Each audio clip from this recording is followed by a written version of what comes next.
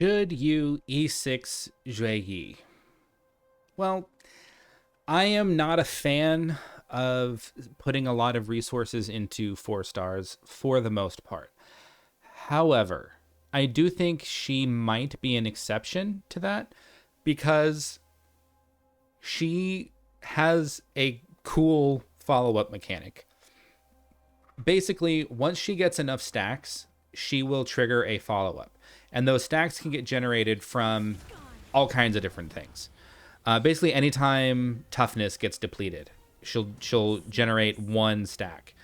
So you'll see she'll go from 4 to 5. So anybody can trigger it. It's really nice. And so, is she going to be that useful in MOC?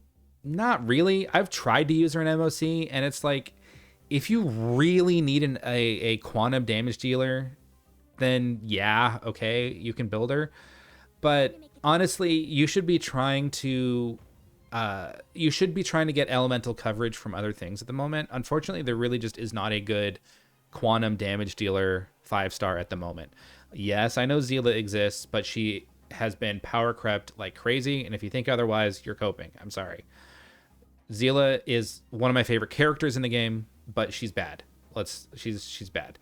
Let's not pretend otherwise. So if you really need a quantum damage dealer and you don't want to get Zila for obvious reasons, you can build Xueyi. The problem is her damage just really is not.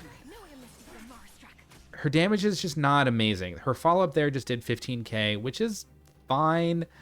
Her skill here does 21, which is pretty good. And then her ultimate here is gonna do how much? What do we got? 21 again. So it's like, it's really not great. Now, if you get her built properly with a good light cone, which there are some good free-to-play options, and if you get her with good relics, I've dealt like 50, 60k with her ultimate on some of my teams. So that's decent, right? It's decent. It's not amazing, but it's pretty good.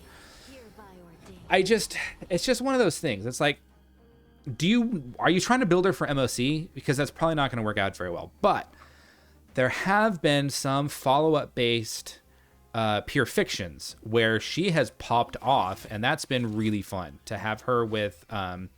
So like you have a team. This was before Aventurine, right? So you have her on a team with Himiko and Herta, and then a sustain, and that's fun.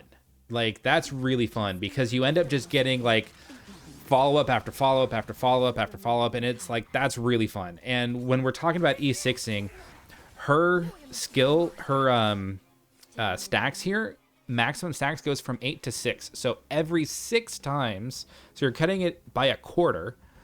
Every 6 times someone deals toughness damage, she'll get her follow-up attack. So it's like you're substantially increasing the rate at which she will follow up. So it's like there are situations in which she is useful. However, I think if you don't really need a quantum damage dealer and you're not super concerned about the follow-up things, then it's like I would just say don't build her and don't worry about trying to E6 her. It kind of is what it is. She's not an amazing character. I like her design. She has her uses, like I said, in like pure fiction, but she doesn't do enough damage to carry an MOC. And unless you're like hyper carrying her, but even then, it's not super good. So I would just say, if you like her, build her, go nuts. If you don't really like her and you're trying to think about meta, probably just skip. But that's going to be it for me for today. Thanks for tuning in. Until next time, I am Judge Fury, and take care of yourselves.